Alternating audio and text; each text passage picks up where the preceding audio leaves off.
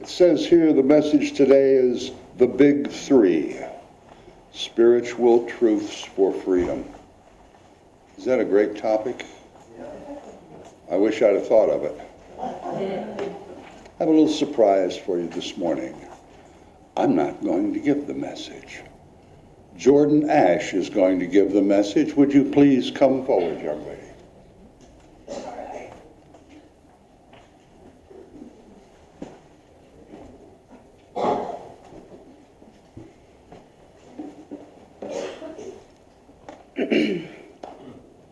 Good morning, everybody. I'm a little bit more nervous than I planned on, and that's okay.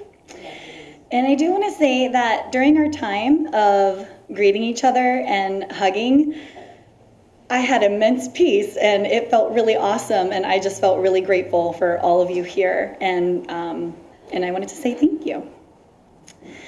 So, as implied by the title of the message on the bulletin, there are 3 spiritual truths I wish to share with you today.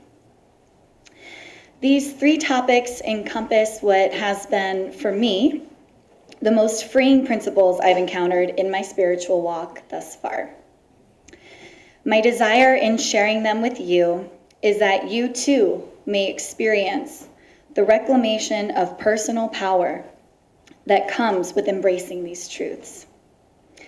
First, I will talk about how not everything is about you, a statement that previously would have armed my defenses, but has, however, in practice, allowed me to release a lot of responsibility that wasn't mine to begin with.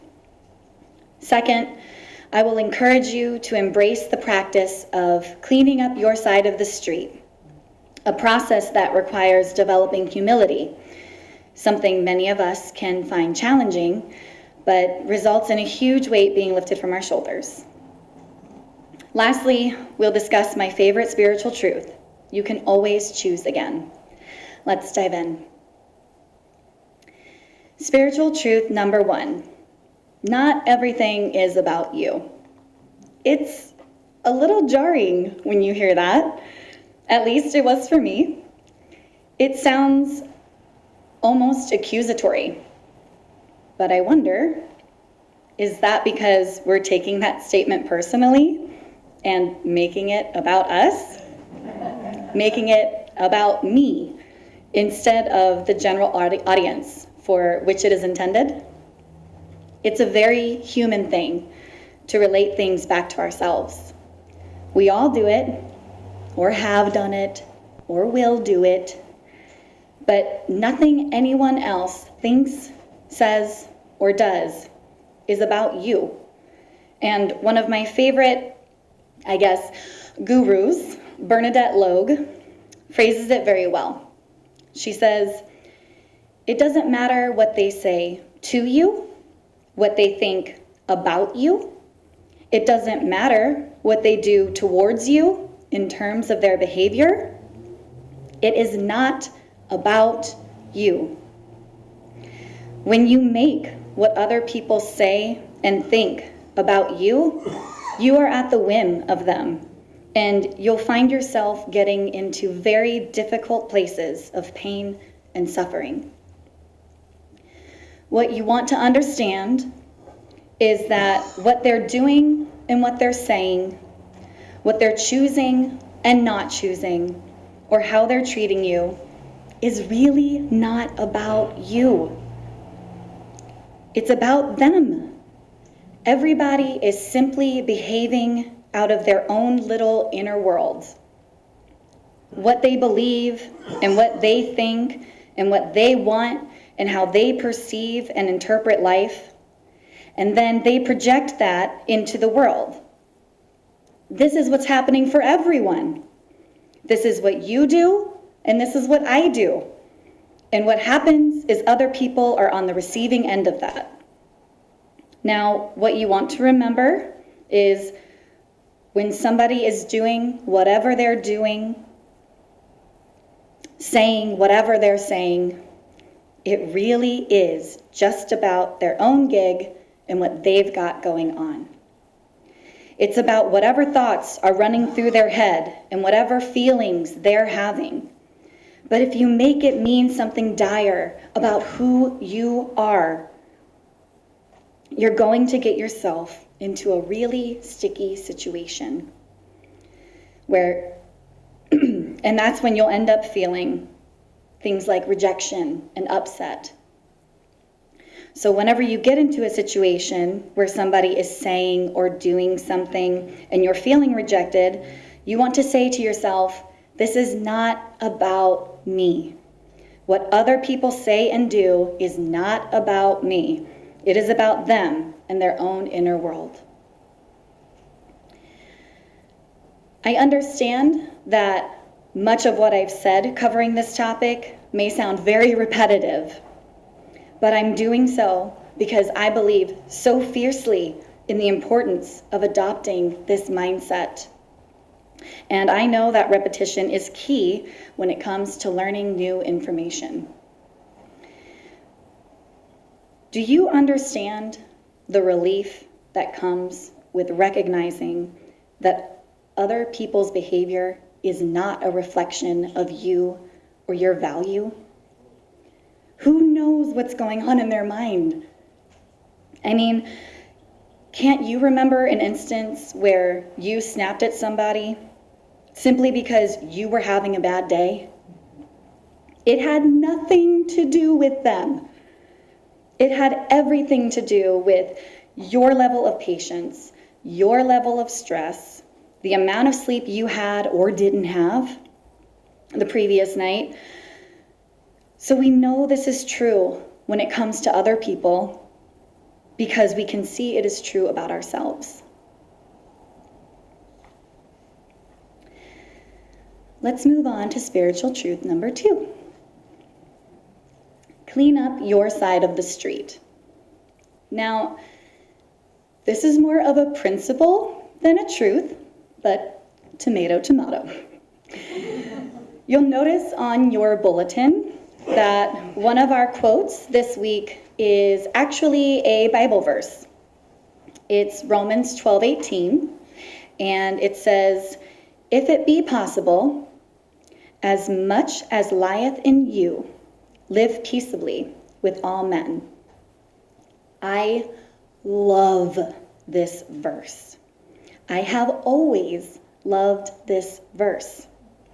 I remember on more than one occasion my father demonstrating this principle for me and going out of his way to ensure I understood why and what he was doing.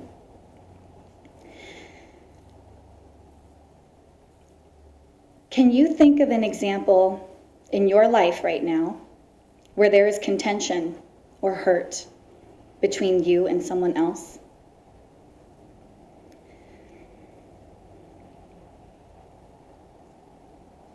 I know I can. And usually there is fault on both sides. What would happen if you acknowledged that hurt?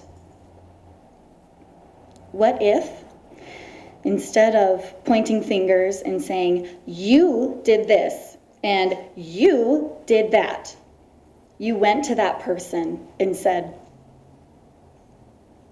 it hurts my heart that things are not right between us, and acknowledge the ways in which you, perhaps, did not behave in alignment with your best self. Or maybe someone did do something that was very one-sided in its malice, like spreading a rumor or making personal information public. Are you sitting there seething with resentment? Or are you proactively asking your higher power, whatever that is for you, to help you with forgiveness, to help you view them with compassion, and actively send them loving energy because you know that love is stronger than hate? Cleaning up your side of the street is about leaning into the feelings we typically try to avoid: hurt, embarrassment, betrayal, discomfort, guilt, and addressing them head on. Often, that requires us admitting where we've fallen short. Raise your hand if that's a task you look forward to. Me neither. But we need to look at the bigger picture. Do we want to live a life filled with unresolved issues, unsettled emotions, and broken relationships? Or do we want to pursue peace and demonstrate to others how to handle tough situations with honesty and humility, so that we build a society that mirrors that behavior and takes responsibility for their actions?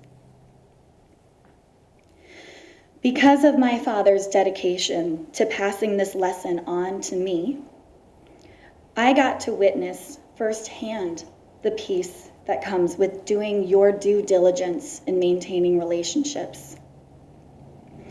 And it is so simply stated: as much as lieth in you, live peaceably with all men.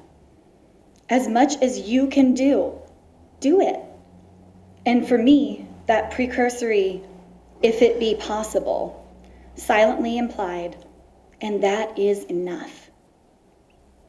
As much as you can do it, and that is enough. How does it make you feel to know that you doing your part is enough, regardless of how the other person chooses to react? How does it feel to have the responsibility for their actions lifted from you? You have that power. You get to choose to resolve situations to the extent that you are capable, and that is enough. That is all you are called to do. That is all you are responsible for. Spiritual truth number 3. You can always choose again. I'd like to start this truth off by reading an excerpt from a blog by another spiritual teacher who I admire, Gabby Bernstein. She says, "This is something I want to get real about because I get asked these kinds of questions a lot. Many people think that if you're a spiritual teacher, that means you are enlightened 24/7. That you live this happy-go-lucky life of perfect joy and serenity. And then they wonder what's wrong with them that they don't live this way. So let me be very clear. I do not live in the light all the time. I don't expect you to either. I don't care about how perfect of a meditator you are. I don't care about how often you pray. I don't care how many Kundalini Kriyas you do. What I care about is your comeback rate.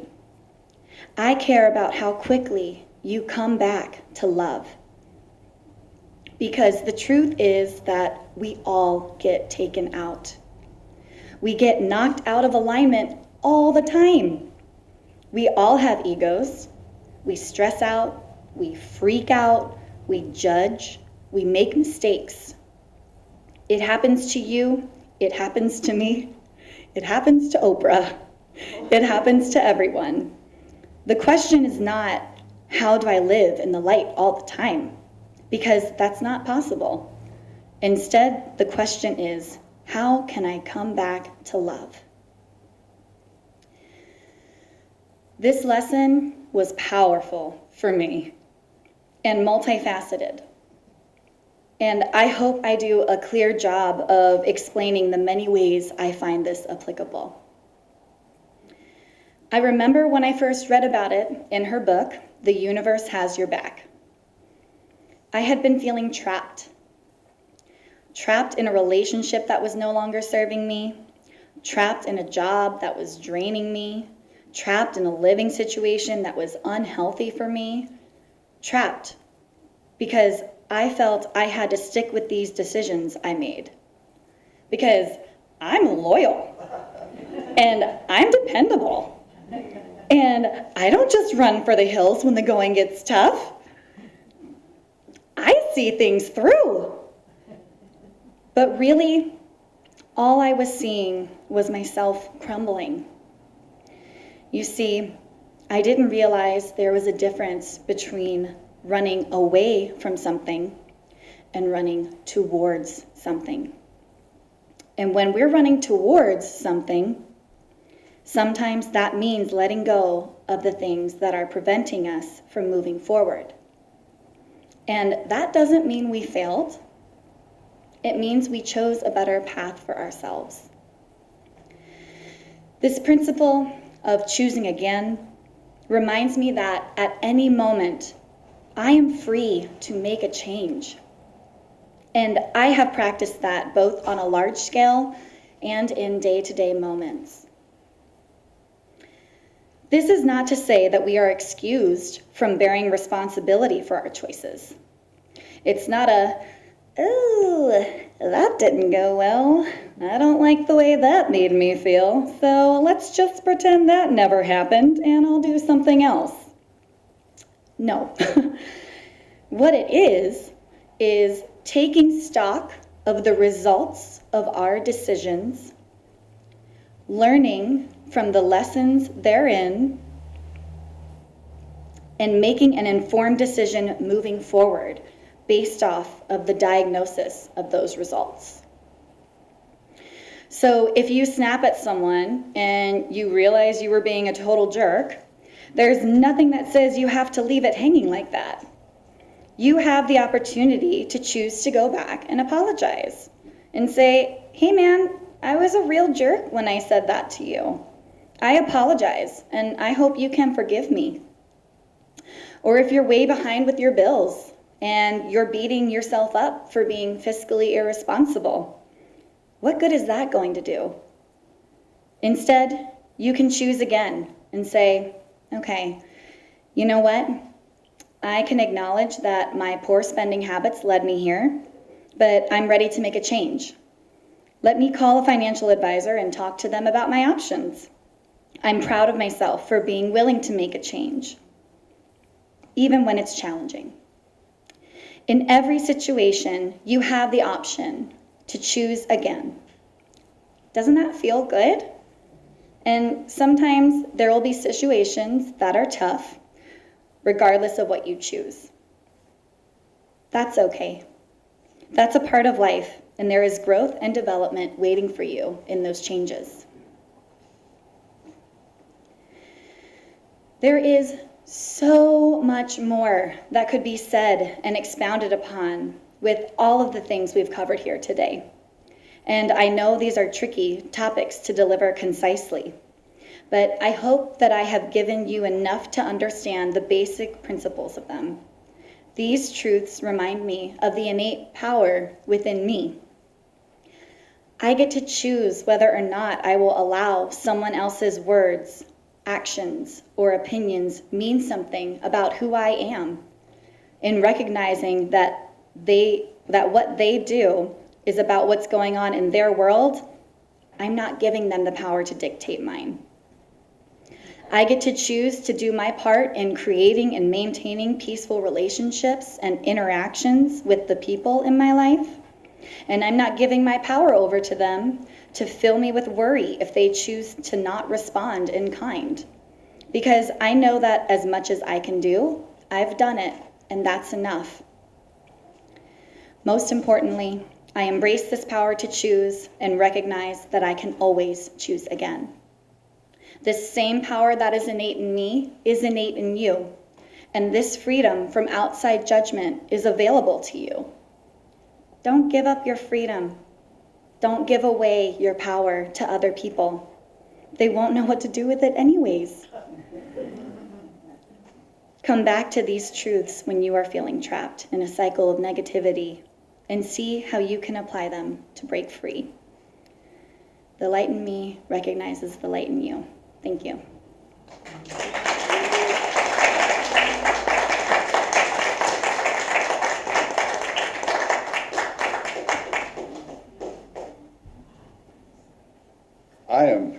absolutely sure that every one of you is glad you braved this rain to come today. Jordan, thank you very much. I think it's amazing that a person of her age has the wisdom and the consciousness to share that kind of message with all of us. Thank you again.